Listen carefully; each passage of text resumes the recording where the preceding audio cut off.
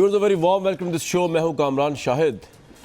ये आपसे अगर मैं 4 दिल खराश खबरें शेयर करूं तो यकीनन ऑब्वियसली आपको मेरी तरफ अफसोस ही होगा। डॉलर मुल्क की तारीख की बुलंद तरीन सतह 164 पे जा पहुंचा। ये कल तक 157 158 पे था। फी तोला सोना में आपको मैंने बताया था कल 80,000 थी, अब मजीद उसमें 500 रुपये इजाफा हो गया। घरेलू सार्फिन के लिए हुकूमत ने गैस मजीद महंगी कर दी और जो अराउंड बन रही है 109%।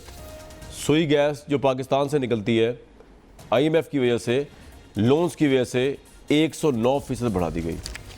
बिजली की कीमत में एक दफ़ा फिर इजाफा हुआ है और इस वक्त एक माह के लिए 10 पैसे फी यूनिट इजाफा कर दिया गया। सार्फिन को आइंदा माह बिलों में 1 अरब 20 करोड़ इजाफी अदा करना पड़ेगा। 1 अरब 20 करोड़ आम बंदे को इजाफी बिजली कीमत में देना पड़ेगा। ये चीज़ें गवर्नमेंट के लोन्स का अंबार है मेरे आगे, जो गवर्नमेंट ने के ऊपर पड़क भी गए और जो गवर्नमेंट उतार रहे हैं। मतलब मेरे सामने जो चीज़ें लिखी हुई हैं, बड़ा वो दिल खराश डाटा है कि गवर्नमेंट को इस वक्त बोरो करना पड़ रहा है।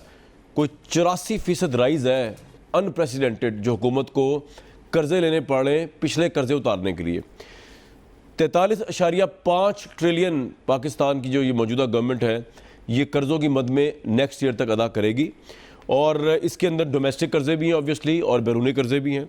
2.3 ट्रिलियन जो है यानी कि 41% बनता है, 7 ट्रिलियन का बजट है। उससे बड़ा यानी 60 ट्रिलियन का पूरा 2019 का बजट है और उससे बड़ा आपका जो कर्ज़ों का हुजम है यानी कि 43.5 ट्रिलियन। और ये जो 2.9 ट्रिलियन है यानी कि 41% बनता है ये बजट का, टोटल बजट का, ये बजट में से दिया जाएगा। जबकि बाकी अराउंड 39 ट्रिलियन के करीब जो है वो हुकूमत जो कर्जा उतारेगी वो कमर्शियल बैंक से लेके उतारेगी, प्राइवेट बैंक से। उसमें आपको ऑब्वियसली कमर्शियल बैंक से एक्सप्लॉयटेशन, उनकी डिक्टेशन सुननी पड़ेगी जो आवाम को फिर भुगतनी पड़ेगी, जो शायद वो आयद करेंगे। और उससे भी बढ़ के ये कि अब क्योंकि IMF की डिक्टेशन में स्टेट बैंक आज़ाद हो गया, स्टेट बैंक ने इंटरेस्ट रेट 12% कर दिया है, तो वो जब 12% पे आप जब कर्जा गवर्नमेंट लेगी कमर्शियल बैंक से तो वो तो ऑब्वियसली आवाम और पिसते जाएंगे। गवर्नमेंट ने एक्सपेंडिचर्स कम करने के लिए बड़े अच्छे काम किए। उन्होंने जो है प्रेसिडेंट हाउस का बजट कम किया, उन्होंने डिक्रीज़ किया। 44 मिलियन था पहले और उसको उन्होंने डिक्रीज़ करके जो है वो 992 मिलियन पे लेके आए हैं। फॉरेन ऑफिस को कट किया गया 50% के करीब, लेकिन जहाँ इंक्रीज़ हुआ है वो भी होशरुबा है। नेशनल असेंबली और सेनेट जो है उसमें बहुत होशरुबा इजाफा किया है हुकूमत ने एक्सपेंडिचर्स की मद में। 2.3 बिलियन कर दिया, जबकि इससे पहले लास्ट ईयर तक ये था सिर्फ 11.9% में इजाफा है। ये पहले था 2.8 बिलियन, 2.8 बिलियन, अब ये 2 बिलियन से ऊपर कर दिया गया है। सेनेट 1.9 बिलियन कर दिया गया, ये पहले 179 मिलियन सिर्फ था। सुप्रीम कोर्ट ऑफ पाकिस्तान जब हर बंदा सेक्रीफाइस कर रहा है, फौज ने भी किया, आम बंदा भी कर रहा है, लेकिन सुप्रीम कोर्ट ऑफ पाकिस्तान जो है उसको ऑब्वियसली बढ़ाया गया है 2.1 बिलियन, ये 6.6% हाई है। ये तमाम चीज़ें अपनी जगह में व्यूअर्स, और गवर्नमेंट की जो APC है वो अपनी जगह पे, उसका मुश्तरका लामिया मेरे सामने मौजूद है जिसमें वो ये कह रहे हैं कि ये तबाह कर दिया इस मुल्क को, ये सिक्योरिटी रिस्क है ये कंट्री, ये गवर्नमेंट जो है, और माफ़ी मांगनी चाहिए कौम से, पाकिस्तान तहरीक इंसाफ गवर्नमेंट को। ये लामिया APC का आज की मौलाना फजल रहमान ने जो कॉल की थी, ऑब्वियसली कोई टॉकिंग यूनाइटेड पॉइंट सामने नहीं आ सका। मौलाना मेंगल जो थे उन्होंने उसको ज्वाइन नहीं किया, जमात इस्लामी ने उसको ज्वाइन नहीं किया, और जो इस्तीफ़े देने का जो आइडिया था मौलाना फजल रहमान का वो भी रिजेक्ट किया गया। तो मेरा ख्याल से ये APC वैसे तो फारिग हो गई है, लेकिन मैं पूछ लूँगा ज़रूर बाकी लोगों से। मेरे साथ जो लोग मौजूद हैं को तारुफ आपसे करा दूँ। मियाँ महमूद रशीद साहब मौजूद है, मियाँ जावेद लतीफ़ साहब मौजूद है, जनरल रिटायर्ड शुएब साहब मौजूद है, और अली अहमद कुर्द साहब।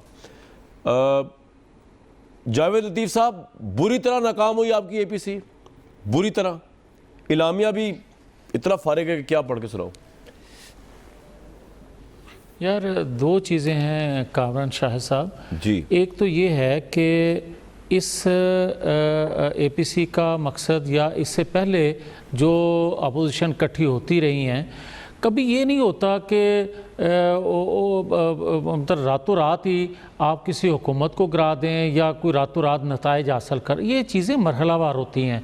अब यह आप देखें कि जब हम गिरफ्तारियां हो रही थी, आप तहरीक चलाना चाहते हैं, पीपल्स पार्टी तहरीक चलाना चाहती है, ये बात सही है? जी मैं अर्ज़ तो कर लूँ ना, मैं वही अर्ज़ करने लगा हूँ आपकी खिदमत में। मैं कामरान साहब मैं यही अर्ज़ कर रहा हूँ कि देखिए ये होता है कि मरहलावार। अब मरहलावार क्या है, कोई ये गिरफ्तारियों पर एहतजाज नहीं हो रहा, कोई इंतकामी कार्रवाइयों पे एहतजाज नहीं हो रहा, ये प्योरली मईशत पे हो रहा है, जमहूरियत पे हो रहा है। और जमहूरियत और मईशत दोनों का तहफ़्फ़ुज़ जो है वक्त की ज़रूरत है, इस रियासत की मजबूरी है। अब कैसे, मैं ये कहता हूँ कि जो अभी आप अलामिया सर, लेकिन मुझे एक बात बताइए मियाँ साहब, ये आपके इलामिया के अंदर जो आपने लिखा है कि बदतरीन धांधली हुई और ये जो लीडरशिप है तहरीक इंसाफ की, इसकी हरकत और सकरात चलता है पता कि एजेंडा मुल्क की मफाद के बजाय कोई घिनौनी साजिश है और ना एल अना पर्सन बद इखलाक बद किरदार करप्ट टोला जो है काम कर रहा है, सिक्योरिटी रिस्क है। ये इतनी जल्दी आपको किस तरह चल गया? पता भी तो 9 महीने हुए, आपने तो बिल्कुल हुकूमत की धज्जियां उड़ा दी कागज़ की हद तक। जी, मैं अर्ज़ कर लूँ, गुजारिश ये है कि आप इनका कोई इकदाम देख लें। जब इनके वज़रा ये बात करें कि 5,000 लोगों को लटका दें तो हालात बेहतर हो सकते हैं, कोई वज़ीर उठ के थप्पड़ मार दे किसी सहाफ़ी को तो कहता है क्योंकि अदारों से मुझे इंसाफ की तवक्को नहीं थी इसलिए मैंने इंसाफ खुद कर लिया। तीसरा उठता है किसी दूसरे के गले पड़ जाता है।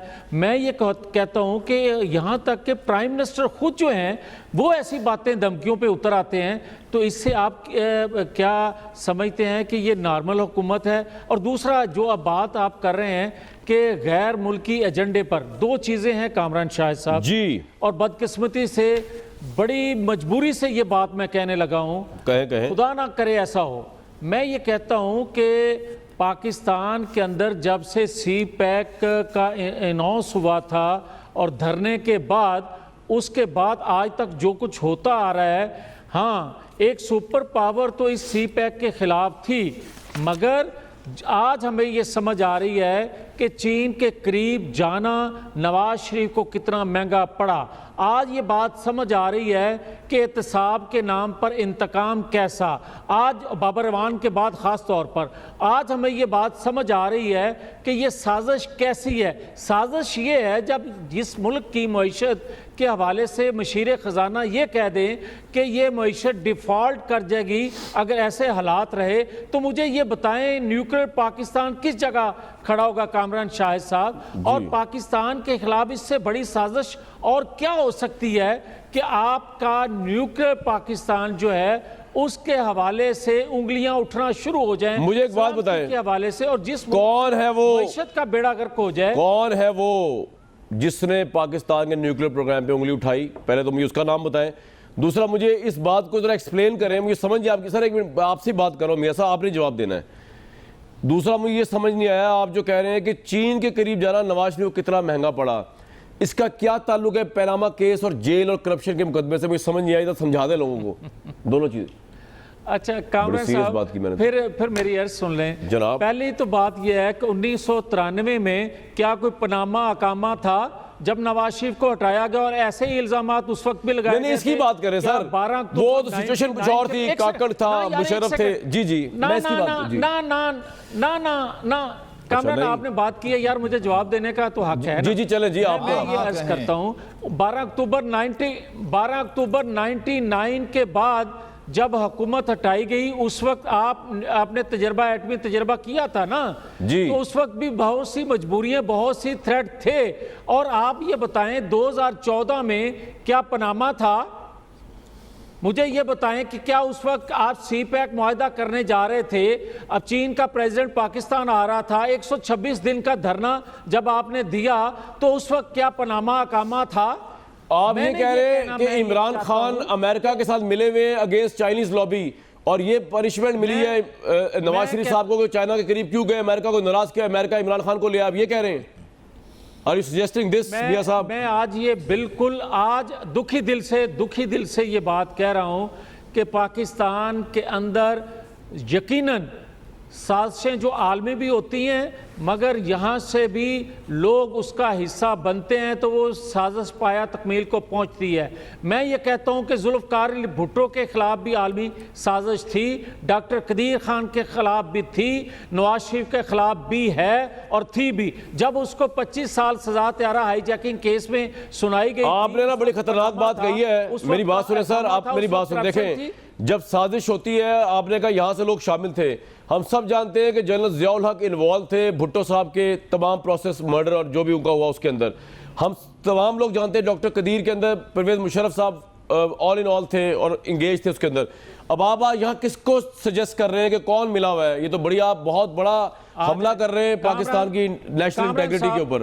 कामरान साहब, मैं एक पाकिस्तानी हूँ, मैं ये कहता हूँ कि अदारों में बैठे लोगों से गलतियां हो सकती हैं, अच्छे काम भी करते हैं, बुरे काम भी करते हैं, मगर पूरे लेकिन चाइना सीपैक पाकिस्तानी फौज से लेके पाकिस्तान की पूरी पॉलिटिकल लीड उसमें साथ खड़ी हुई है, उसमें कोई डिफरेंस नहीं है। जी, जो आपने सवाल ना एक सेकंड, जो आपने सवाल किया उसका जवाब ले लें।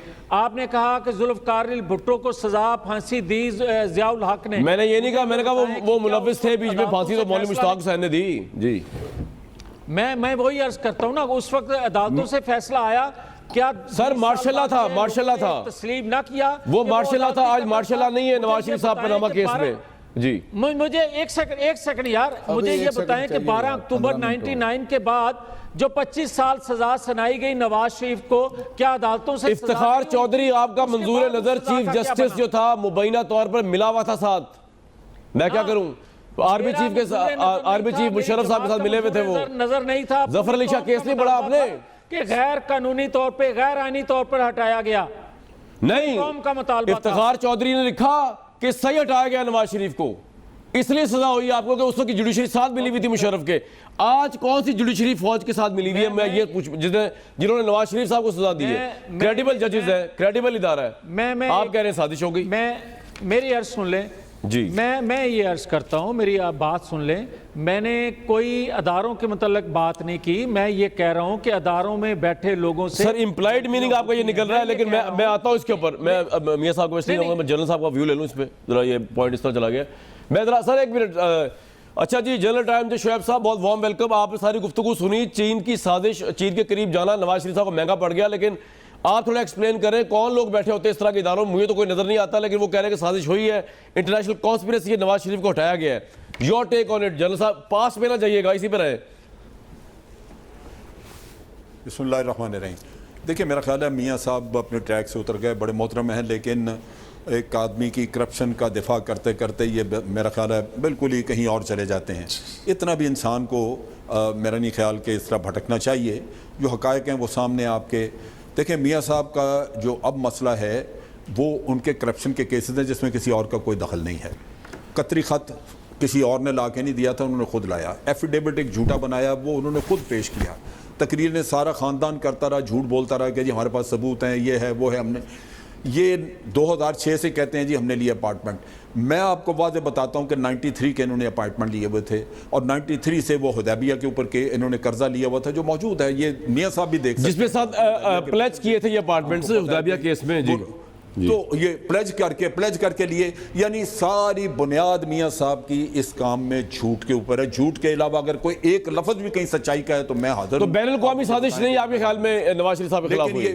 तो सवाल ही पैदा नहीं होता। देखें, जिस धरने की ये बात करते हैं, ये मियाँ साहब को इमरान खान ने, ये हमने कहा था कि भाई आप वहाँ पे 14 बंदे मॉडल टाउन में मार दिए, और उसको FIR दर्ज कराने के लिए 76 दिन के धरने की जरूरत थी। आर्मी चीफ आईजी बीच में राहिल शरीफ खोल दें FIR के लिए। जी, मैं ये कह रहा हूं कि ये दुख जो है ये इनको जब तक अपने अंदर को नहीं खंगालेंगे। ये 99 की बात करते हैं, जो तबाही नवाज शरीफ ने उसके बाद फेरी, आप सोच नहीं सकते।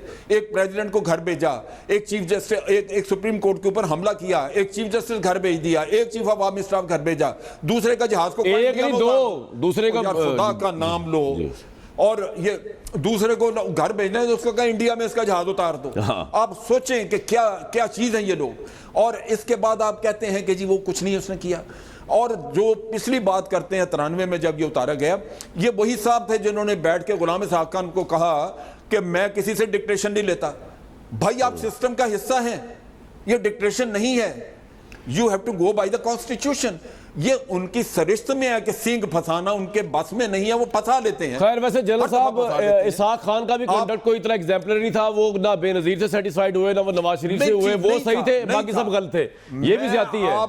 आपकी बात को मैं मानता हूं, आपकी बात को मानता हूं, लेकिन आप ये बताइए कि जब आप प्राइम मिनिस्टर हैं तो आप प्राइम मिनिस्टर, वो प्रेसिडेंट है।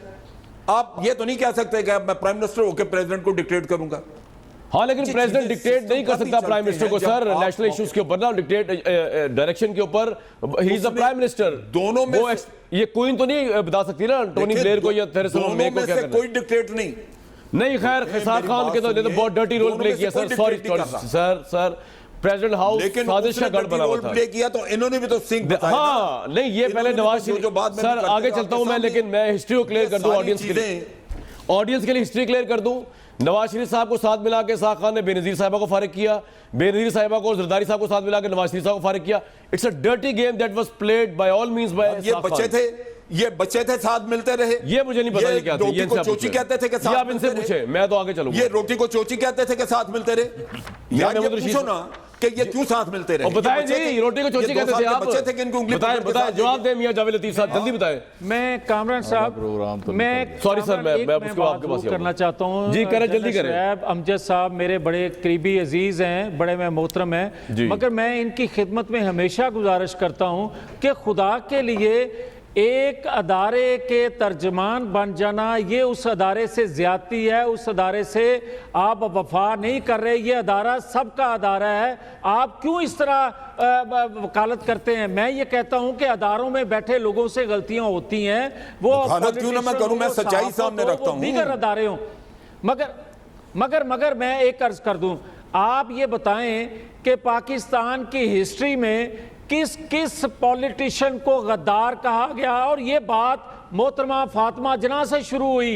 ये करप्शन की बात, ये गद्दारी की बात उस हुसैन शहीद सोहरवर्दी से शुरू हुई। मैंने जितनी बातें की उनमें से कोई गलत है वो बताएं। कह रहा हूं, क्या गलत कह रहा हूं? मैंने जो बातें की उनमें कोई गलत है वो बताएं। मुझे ये बताएं कि मैंने क्या गलत कहा है। आप ये बताएं कि माजी में मैंने जो बातें की आप मुझे बताएं मैंने क्या गलत कहा है। मैं ये बात मानता हूं कि पीपल्स पार्टी सर पॉइंट आ गया लीग नून के जावेद लतीफ साहब, पूरा प्रोग्राम निकल गया। मेरे कुर्स साहब को, मियां मिर्शा साहब को लेना है। और मैं आपको बता दूं एक बात, आपके इलामिये के अंदर मैं 90s के अंदर मुझे याद है जब बेनजीर भुट्टो साहिबा को उस वक्त की एस्टेब्लिशमेंट ने सिक्योरिटी रिस्क कहा, वो भी गलत बात थी, नहीं कहना चाहिए था, लोग रियलाइज करते हैं आज भी। लेकिन आपने 2019 में इमरान खान को सिक्योरिटी रिस्क कह के, आप में और उनकी सोच में कोई फर्क नहीं है। फिर जो उस वक्त ये बातें किया करते थे, आप कह रहे हैं आप ठीक हो गए, आप ठीक नहीं हुए। आप इनको सिक्योरिटी रिस्क कह रहे हैं, पहले आप बेनजीर को कहा करते थे। बहरहाल मैं उससे आगे चलूंगा। मियां साहब ये बातें सारी अपनी जगह पे, डॉलर IMF का कर्जा, पहले रिस्पॉन्ड करना चाहूँगा। चलें जी आप रिस्पॉन्ड करें। देखें पिछले एक हफ्ते से आपने उनको रिस्पॉन्ड करना है कि मुझे करना? मुझे तो मुझे देखना, वो इतना शोर मचा रहे थे जी, APC आ गई, बस जनाब धड़न तख्ता होने लगा है, तहरीक चलने लगी है, महंगाई बड़ी हो गई है, लोग सड़कों पे आ जाएंगे, ये नहल लोग हैं उठा के बाहर फेंक देंगे, और खोदा पहाड़ और निकला चूहा। यानी इनके आपस के तजादात वो किसी एक बात पर भी मुत्तफिक नहीं हो सके। सेनेट के चेयरमैन को इन्होंने फारिग करना है जी, इन्होंने तहरीक चलानी है जी। अब फजलुर रहमान साहब के तो कोई स्टेक्स नहीं है, वो तो कहते हैं सारा कुछ छोड़ छाड़ के बाहर निकल आओ। लेकिन जरदारी और शहबाज शरीफ वो चाहते हैं कि किसी तरीके से मुफाहमत के साथ अपनी जान हम छुड़ाएं। बिलावल और मरियम उसका और उनकी पॉलिसी है, और ये शहबाज शरीफ और जरदारी की और पॉलिसी है, फजलुर रहमान की और पॉलिसी है। तो ये क्या करेंगे? ये चूं चूं का मुरब्बा सारा इकट्ठा होकर पूरी कौम के सामने 10 दिन से जो शोर मचा रहे थे बुरी तरह से एक्सपोज हो गए। बाकी मेरे भाई मियां जावेद लतीफ़ साहब हैं, वो अल्फ लैला की दास्तान यहाँ शुरू कर रहे हैं जनाब। हैरत होती है, अफसोस भी आता है कि इस तरह के मैच्योर पार्लियामेंटेरियन को ये बातें नहीं करनी चाहिए कि ये जनाब साजिश हो गई है चीन और अमेरिका की।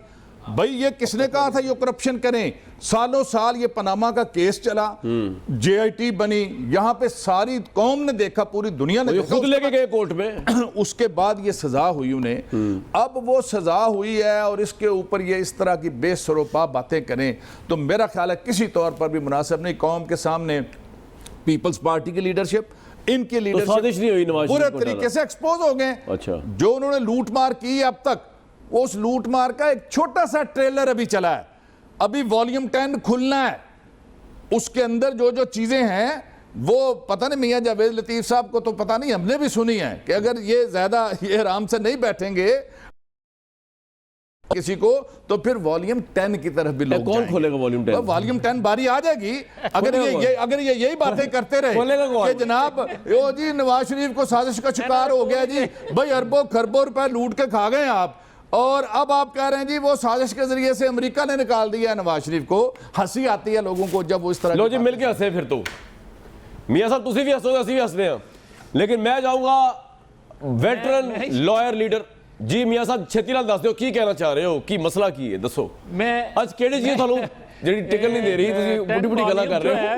वो कदी साजिश महमूद रशीद साहब के पास है तो अलेमन जो है वो पीएम के पास है। और खुदा का खौफ करें, आप जिनको कह रहे हैं कि ये करप्ट हैं, अपने जरा अंदर वो तो फरिश्ते हैं, खुदा का खौफ करो तुसी। आपने इर्द गिर्द जो चीजें इकट्ठी की हुई हैं, खुदा का खौफ करें। बड़ी यार। नादर चीजें बस हैं। जिसको फरिश्ता बना के पूजने का कह रहे हैं, जिसको फरिश्ता बना के पूजने का कह रहे हैं, मुझे ये बताएं कि पाकिस्तान के अंदर कौन सा क्रिकेटर है जो इतना अमीर हो। मुझे ये बताएं कि 3 अरब की बंगले में कौन सा क्रिकेटर रहता है भाई, और खुद वो फरमा रहे हैं कि मेरी 3 अरब का बंगला। ओ मियां साहब, ओ जुर्रत थी, ताकत थी या है? आप हुक्मरान रहे हैं पिछले 10 साल, आप में जुर्रत थी कि आप उसको कहते आओ क्रिकेटर इधर आओ? कोई जुर्रत नहीं थी आपकी। आप जाते अदालत में जाते, आप नैब में जाते, अब चले जाएं। सही जा रहे हैं। किसी को ये बता तो दें यार, ये जो गंद है आप लोगों का डाला हुआ है, हमारा लीडर इस तरह का नहीं है। सुप्रीम कोर्ट ऑफ पाकिस्तान ने मिस्टर क्लीन की चिट दी है इमरान खान सादिक और अमीन। और पाकिस्तान की तारीख में वाहिद कौमी लीडर है जिसको सादिक और अमीन सुप्रीम कोर्ट ने डिक्लेयर किया हुआ। मियां साहब खुदा का खौफ करें, ये सियासत के अंदर ये इस हद तक ना चले जाएं कि आप अपनी आंखें बंद कर लें। आपने अपनी कब्र में पढ़ना है, शरीफों की कब्र में नहीं पढ़ना आपने। और यार मैं नहीं कह रहा, मैं तो आपसे पूछ रहा हूं भाई साहब कि फरिश्ते का हसब नसब बता दें, ये पैसा कहां से आया? जी आपने दिलेरी, आपने कभी पूछा है? जुर्रत है पूछने की? 10 साल आप हुकूमत में रहे, 20 साल रहे, कभी ध्यान गया आपका? आपने बुलाया उसे, पूछा, अदालतें यहाँ थी, नैब यहाँ था, हुकूमत आपकी थी। आप आज पूछ लें। और भाई साहब थर्ड सुप्रीम कोर्ट ने भाई साहब थर्ड अंपायर से डरते हैं, की चिट और थर्ड अंपायर से डरते हैं, नहीं पूछ सकते। 2 साल केस चलाया आपने, एडी चोटी का जोर लगा, प्राइम मिनिस्टर हाउस के अंदर बैठ के उसके ऊपर केस आपने बनाया था। यार बात ये, आप अपने वकला से जरा पूछें। मियां साहब 1 मिनट ठहर जाओ जरा, और उसके बाद बात करें। सुप्रीम चले, कोर्ट बहुत हो गया, बहुत हो गया। तारीखें बुकती हैं और सुप्रीम कोर्ट ने कहा कि मिस्टर क्लीन कर रहा है। मियां साहब बात जावेद लतीफ साहब, जावेद साहब 1 मिनट, आप ये साहब 1 मिनट, मैं कह रहा हूं कि सुप्रीम कोर्ट ने इमरान खान साहब को सदाकत और अमानत का सर्टिफिकेट कह रहा हूं। और सर जावेद लतीफ साहब गलत सुन लो, इमरान खान साहब को सदाकत और अमानत का certificate none less than supreme court ने दिया है। इंटरनेशनल कम्युनिटी उन पर ट्रस्ट कर रही है। कल कतर वालों ने पैसे दिए, सऊदी अरब वाले पैसे जी, बाबर अवान को भी मिल गया। तो बाबर अवान भी अच्छे आदमी है, बुरे आदमी थोड़ी है वो, को भी मिल गया। चले बहरहाल मैं जाऊँ कुर साहब के पास। अली अहमद कुर साहब केस बिल्कुल मुख्तलिफ है। अली अहमद कुर साहब बहुत माजरत, मैं लेट आया, मैं पहले आना चाह रहा था, आप अवेलेबल नहीं थे उस वक्त। मुझे 2 चीज़ों पे आपसे जवाब चाहिए। मैं गुर्बत, महंगाई और इस पर तो बाद में होगा। पहले तो ये जो इंटरनेशनल साजिश हुई है नून लीग के खिलाफ आप या पॉलिटिशियन के खिलाफ, आप ये समझते ऐसा ही है कि अमेरिका जो साजिश कर देता है? Your take on it. उसके बाद में आऊँगा, दूसरा सवाल आपसे पूछूंगा। कुर्द साहब। कामरान साहब बहुत एहतराम के साथ जी, आप इतना खूबसूरत प्रोग्राम करते हैं और प्रोग्राम पे एक अच्छी खासी आपकी गिरफ्त होती है, और कितने मोतबर और कितने काबिल एहतराम सारी मालूमात रखने वाले मेहमान बैठे हैं। मैं बहुत एहतराम से पूछता हूँ, ये प्रोग्राम 20 मिनट से चल रहा है, वो गरीब लोग जो पाकिस्तान के करोड़ों आबादी में हैं, करोड़ों लोग गरीब हैं, आपके ख्याल में इस प्रोग्राम को जो इस वक्त बैठ के देख रहे हैं, इस प्रोग्राम से कोई दिलचस्पी हो सकती है? बिल्कुल नहीं। ये बातें तो 2 साल 2.5 साल से सुन रहे हैं। वो आदमी जो करोड़ों लोग हैं, मिलियंस ऑफ मिलियंस लोग इस मुल्क में रहते हैं, जिनके जो सुबह अल्लाह ताला के ऊपर उम्मीद रख कर, अपने बाजुओं पे उम्मीद रख के वो सुबह निकलते हैं किसी मजदूरी के लिए, या किसी अपने ऑफिस में जाते हैं, या किसी जगह रोजगार के लिए जाते हैं। जब रात को टूटे हुए दिल के साथ, दुखों के साथ जब वो वापस आते हैं, आप बताएं कि उसके घर में रोटी नहीं है, उसके घर में बच्चे भूख से बिलखते हैं। एक आदमी, आज मैं ये नहीं कहता हूँ कि इस मुल्क के पाकिस्तान के अवाम परेशान है, परेशानी तो बहुत छोटी चीज़ है। इस वक्त पाकिस्तान के गरीब लोग एक दुख भरी जिंदगी गुजार रहे हैं, दुख भरी। वो आदमी जो अपने बच्चे के लिए रोटी नहीं ला सकता, वो आदमी जो अपने घर में लोगों के लिए किसी किस्म की सहूलत नहीं ला सकता, उस घर में चूल्हा नहीं जलता, उस घर में सोचते हैं कि रोटी कैसे खाई जाए, उस घर में सोचते हैं कि सालन क्या, दाल और आलू के अलावा उनकी जिंदगी में कोई आइटम है ही नहीं। उस मुल्क में हम लोग सुबह से लगे हैं कि इंटरनेशनल कॉन्स्पिरेसी क्या है, क्या उससे क्या ताल्लुक, आम गरीब आदमी का क्या ताल्लुक। कामरान साहब, एक घर में अगर एक बेरोजगार नौजवान हो ना, तो वो घर का सारा सिस्टम, सारा निजाम बिल्कुल अपसेट हो जाता है। उसमें सुबह शाम लड़ाई झगड़े होती हैं। इस मुल्क में, पाकिस्तान में लाखों लोग बेरोजगार हैं। वो सब के सब नौजवान हैं। आप अंदाजा लगाएं कि एक नौजवान से अगर घर का सिस्टम अपसेट हो सकता है, तो इस मुल्क में अगर लाखों लोग बेरोजगार हैं, तो ये मुल्क कहां पे जा रहा है। आज रमजान में जो रमजान में अजनास की जो कीमतें थी, तकरीबन वही कीमतें वही चल रही हैं। लीमो की हैसियत क्या है, जिसको लीमो कहते हैं, जिसको लेमन कहते हैं, जिसको नींबू, इसकी हैसियत क्या है। वो आज भी इस मुल्क में 200 रुपए किलो बिक रहा है। आप छोड़ें बाकी चीजें, मैं आटे की बात नहीं करता, चीनी की बात नहीं करता, ऑयल की बात नहीं करता, कुछ नहीं करता। ये मुल्क कहां जा रहा है। आप लोगों को रोजगार नहीं देते, आप लोगों के घर में कोई सहूलत, उसको इत्मीनान नहीं देते। जो लोग दुख भरी जिंदगी गुजार रहे हैं, ये जिंदगी अजीरन है, खुदा की कसम अजीरन है। मैं वकील हूं, मैं पब्लिक डीलिंग वाली जगह पे बैठा हूं। आप किसी वकील से पूछ लें, हम बैठते हैं, हमारे पास गरीब भी आता है, अमीर भी आता है, बड़े बड़े लोग भी आते हैं। आज वकील सबसे ज्यादा आवाम की जो नफ्स पे जो हाथ है, वो वकीलों के हाथ है। वकील को पता चल जाता है कि इस मुल्क में पैसे की इस वक्त कितना सर्कुलेशन है और कितना नहीं है। मैं आपको ईमान से बताता हूँ, वैसे थे वकील के बताता हूँ, वैसे थे वकीलों की सोच के। इस वक्त पाकिस्तान की सोसाइटी में कोई पैसे का सर्कुलेशन नहीं है। जब पैसे का सर्कुलेशन नहीं है, तो ये मुल्क आगे कहाँ जाएगा, किस तरफ जाएगा। जी आपने पैसे को रोक दिया है, और ऊपर एक ऐसी हुकूमत है जो लोगों को कुछ देने के लिए तैयार नहीं है। लोगों से, जिस मुल्क में गरीब आदमी के एक आदमी के घर में 35, 38 हजार रुपए का बिजली का आप गैस का बिल भिजवा रहे हैं। मैं जरा कुछ कहना जी जनरल साहब कुछ कहना चाह रहे हैं। कुर्सा आपको, आपका पॉइंट तो आ गया। जी जनरल साहब। जी देखिए, ये जो कुर्द भाई कह रहे हैं, बात अपनी जगह पे दुरुस्त है, लेकिन मैं इमोशन से बाहर आके देखिए, बात यह है कि ये हुकूमत ने हमें कहा था कि 95 अरब डॉलर का कर्जा चढ़ा है, जो पिछले लोग चढ़ा गए हैं, और उसको हम अदा नहीं कर सक रहे, और उसकी वजह से हमारे ये हालात हैं कि हम ये लगे हैं। अब जो कर्जा आगे लिया गया, ये मिला के, चाइना का मिला के, और अगर IMF भी मिल जाए, तो आपको 115 अरब डॉलर का कर्जा बन जाता है। आज इन सब के लिए जरूरी है कि ये बैठ के ये पूछें हुकूमत से कि भाई ये कर्जा तो हो गया, उतारने का क्या प्लान है आपका, कैसे उतरेगा, हम इस मुसीबत से बाहर कैसे आएंगे। ये अभी तक ना किसी ने पूछा अपोजिशन से, अपोजिशन में से भी कोई नहीं पूछ रहा। पहली पार्लियामेंट भी इस बात की कसूर, आपने बिल्कुल सही बात कही है, कुर्द साहब ने बड़ी सही बात की, आपने वजह की। सर इन्होंने कहा है 5500 अरब इकट्ठा करेंगे टैक्स का, लेकिन मसला ये है कि बिजनेस ही नहीं है, टैक्स कहां से आएगा। पॉइंट तो ये है, नैब को लगाम दी जाएगी, प्राइम मिनिस्टर जरा आएंगे, सॉफ्ट कर्जे लेके कर्जा उतारेंगे। जी ये सवाल मैं पूछता हूं, ये आज आपका सबसे बड़ा सिक्योर। जनरल साहब, मैं सवाल इनसे ये पूछूंगा, आपका और कुर्द साहब का मिला के सवाल पूछूंगा मियां महमूद रशीद साहब से, लेकिन ब्रेक के बाद।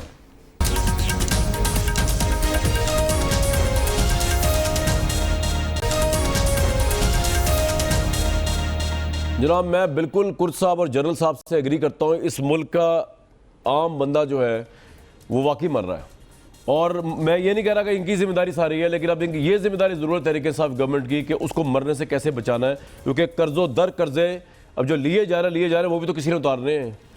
मियाँ साहब, कौन उतारेगा इन कर्जों को, मर रही है अवाम।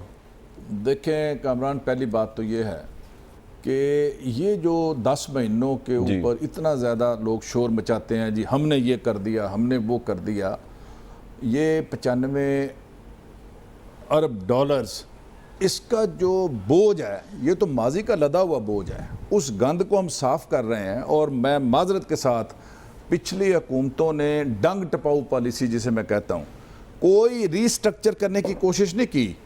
परमानेंट बुनियादों के ऊपर मसनूई तरीकों से और टोटकों से। आप क्या कर रहे हैं? आप भी तो कर्ज ही ले रहे हैं। हमने जो किया है इस पे शोर तो बहुत मच रहा है और मुश्किलात नो डाउट हैं, लेकिन मैं आपको यकीन दिलाता हूं कि इसमें अगर हम कामयाब होते हैं, ये 5,550 अरब डॉलर ये रुपए, ये हम अगर कैसे FDR कामयाब के होंगे? जरिए- बिजनेस ही नहीं है। नहीं, मेरी बात सुन ले, बड़े पैसे हैं लोगों के पास। बड़े ये पैसे? जहां गुर्बत है जी, जहां गुर्बत है वहां आप शाम मेरे साथ लिबर्टी चले जाएं, जरा MM आलम रोड पे चले जाएं, लाहौर के किसी रेस्टोरेंट में चले MM आलम तो एलीट है। वहां मेरी बात सुन लेना, वो पैसा इतना ज्यादा उस एलीट के पास है, वो टैक्स नेट में नहीं है। आप देखें हमारा GDP का टोटल 11 से 12% लोग जो है वो टैक्स देते हैं, तो काम कैसे चलेगा अगर इस रेशो को आप सही कह रहे हैं, बढ़ाकर। टैक्स गलत देते हैं, लेकिन आप रेशियो को बढ़ा नहीं सकते एनी यूं बढ़ा के। जब तक बिजनेस एक्टिविटी नहीं होगी, फ्लरिश नहीं करेगा बिजनेस, रेवेन्यू किस तरह आएगा आपके पास? टैक्स कैसे आएगा आपके मैं पास? आपको कह रहा हूं कि पहली बात तो यह है कि लोगों को कभी एतमाद नहीं रहा कि ये जो हमारे टैक्स के पैसे हैं, इससे जब अल्ले तल्ले होंगे, जब हमारे हुक्मरान और अलीट और ब्यूरोक्रेट और सियासतदान लूट के यहां से बाहर भाई अरबों 3 लाख रुपए डॉलर नवाज शरीफ साहब का इन्होंने बताया, मियां जावेद लतीफ साहब उनके इलाज पे हुआ जब वो प्राइम मिनिस्टर थे। गवर्नमेंट की बोरिंग में बता चुका हूं, मियां साहब के भी आने से पहले 43.5 ट्रिलियन पे करना है इस गवर्नमेंट ने, जिसमें कर्जे पीछे के चढ़े हुए। तो अब क्या किसके हाथ में अपना लहू तलाश करूं भाई? तो साहब मैं कामरान एक बात कहना चाहता हूँ। देखिए, पहली बात तो ये है कि अगर 95 अरब डॉलर बकौल इनके लिया गया तो उसका हिसाब स्टेट बैंक के पास मौजूद है, नंबर 1। नंबर 2, मैं ये अर्ज़ करता हूँ कि इनकी हुकूमत से 2013 का मुआवजा करना वैसे ही गलत है, इसलिए कि हमें तो भाई दहशत गर्दी का, तवानाई बहरान का जो सामना था, हमने बड़ा चैलेंज था हमें उससे निकलने के लिए, तभी सरमायाकार आपका रुकना था या बाहर से कोई सरमायाकार आना था। आपको तो वो हालात नहीं मिले। अब आ जाए जो आपने बात की है कामरान, बात सीधी सी है कि हर बजट में हर हुकूमत पर यह इल्ज़ाम लगता है कि ये अदादो शुमार का या अल्फाजी है, गोरख धंधा है उसका। मगर मुझे ये बताएं कि क्या पाकिस्तान के अंदर 2 तबके हैं, जिस तरह अभी ये बता रहे हैं कि लिबर्टी में या रेस्टोरेंट में जाएं तो बड़ा वहाँ लोग खाबे खा रहे होते हैं। और मुझे ये बताएं कि 80% तो ऐसे लोग हैं जिनको इन अदादो शुमार का इल्म ही नहीं होता। उनको ये पता होता है सिर्फ कि हमें पेंशन में हमारी तनख्वाह में इजाफा कितना हुआ। और दूसरा इनका ये नज़र आएगा, मैं बड़े अदब से महमूद रशीद साहब से ये कहूँगा कि भाई आपके 46 लोग हैं काबीना के। इमरान खान साहब फरमाते थे कि अगर 12 लोग हों तो मैं उससे कैबिनेट चला लूँगा, और 10,000 रुपया उनकी तनख्वाह से कम करके कहते हैं कि मैंने बड़ा काम कर दिया।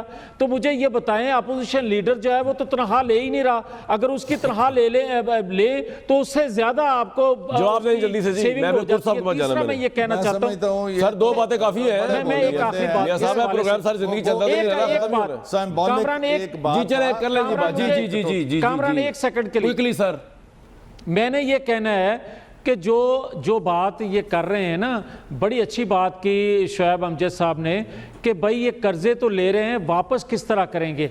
असल बात ये है, और तो मैं पूछ चुका हूं से, हमने तो तवानाई बुरान के अमन के लिए मैंने आपको जवाब दिया।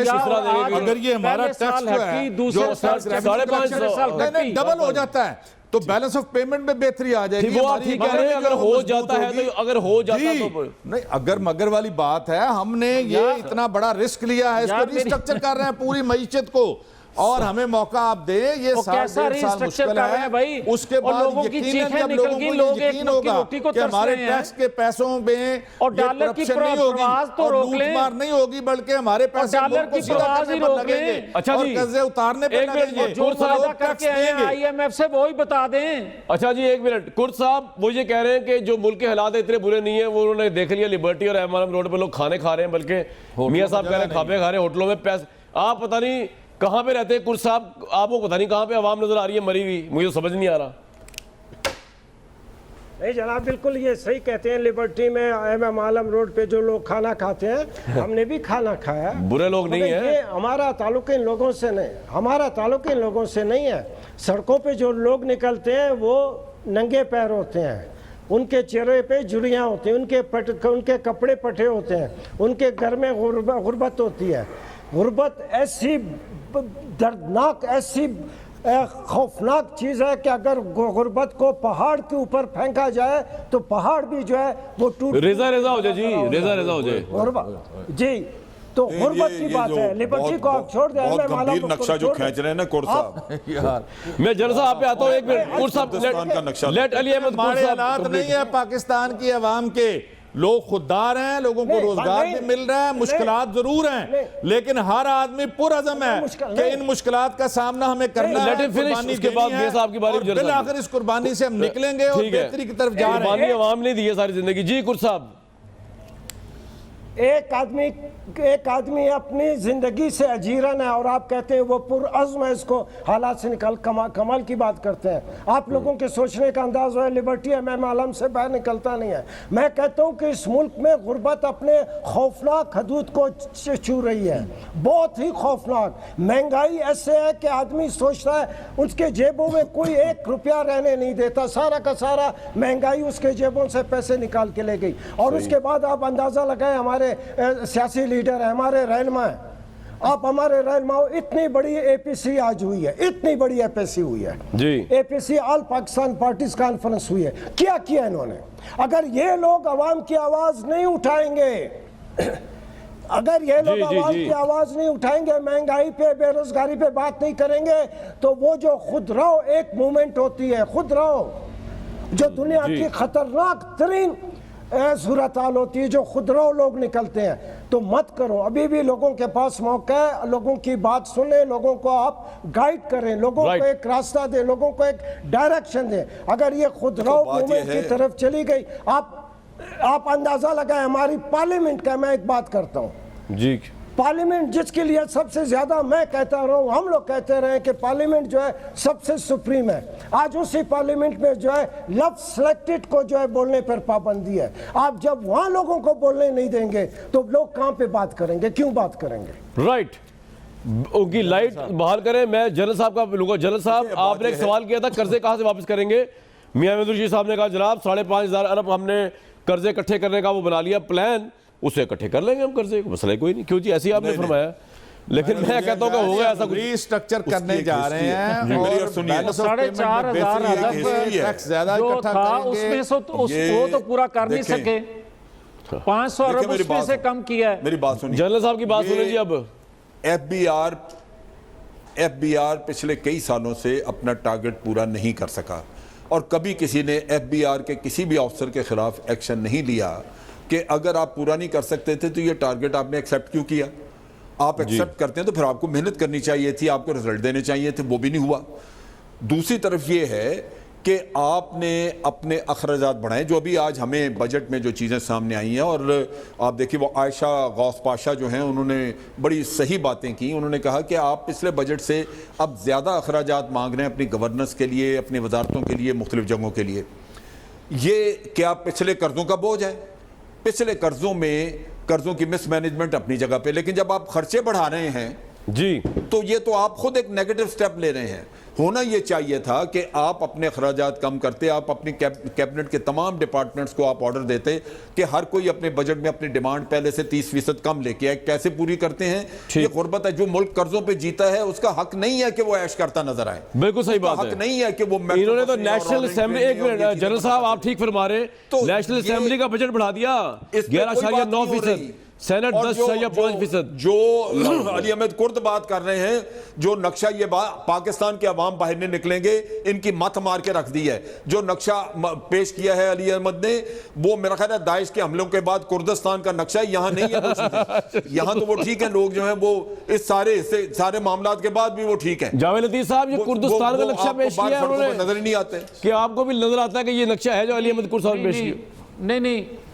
नहीं, अली अहमद कुर्द साहब ने बात एक सही की है कि अगर कोई तहरीक लीडरलेस हो तो उसका अंजाम बुरा होता है। वो कभी रियासत के, कौम के मफाद में उसके नतायज नहीं निकलते। और अगर आज की सियासी जमातें अगर कौम की आवाज ना बनी, ये आप हमसे कह रहे हैं, तो मेरी बात रुक जाए सर। ये आपसे कहा जा रहा है कि आप तो ऑपोजिशन भी ठीक नहीं है, कि आप अवाम की ना आवाज है, ना अवाम आपके कहने पे बाहर निकलती है, ना आपके पास कोई यूनिटी ऑफ कमांड है, आप कुछ भी नहीं, you are finish even as a credible opposition. जी नहीं कामरान, मैंने शुरू में एक बात की थी, मईशत और जमहूरियत दोनों को साथ लेकर चलना पड़ेगा। और चल जाए जी मियां साहब, जमहूरियत चलती नजर नहीं आ रही। जरदारी साहब, नवाज शरीफ साहब जमहूरियत के पिलर जेल में डाल दिया आपके नेशनल सिक्योरिटी का मसला है, बिल्कुल नेशनल सिक्योरिटी का मसला आज आपका। ये जमहूरियत के नाम पे अगर करप्शन जमहूरियत का मसला नहीं है, ये नेशनल सिक्योरिटी आपकी, तो वो नहीं वो नहीं मिलेगा। कुर्द साहब, जनरल साहब कह रहे हैं कि उसको नक्शा जो आपने खींचा है ना, ये दाइश के हमले के बाद कुर्दिस्तान का तो हो सकता है, पाकिस्तान का नहीं। जरा थोड़ा सा मियाना रवि इख्तियार कर लें कुर्द साहब एनालिसिस में। जी जनाब देखें, जनरल साहब के बारे में मैंने पहले बहुत खूबसूरत अल्फाज इस्तेमाल किए कि ये वो साहब हैं, उन लोगों से ताल्लुक है, ये सोने का चम्मच लेकर पैदा होते हैं। अच्छा, ये गाड़ी से नीचे जमीन पे पैर रखते ये हैं। कुर्द साहब, इससे बड़ा झूठ कोई नहीं, इससे बड़ा झूठ आप और कोई बोल सकते हैं? दूसरी बात क्विकली बता दें कुर्द साहब के, आप ब्रेक लूंगा जी मैं। Hi, it's Sayyeda Shanaz here. Thank you for watching Dunya News. For more videos and updates, don't forget to click the subscribe button. Keep watching Dunya News.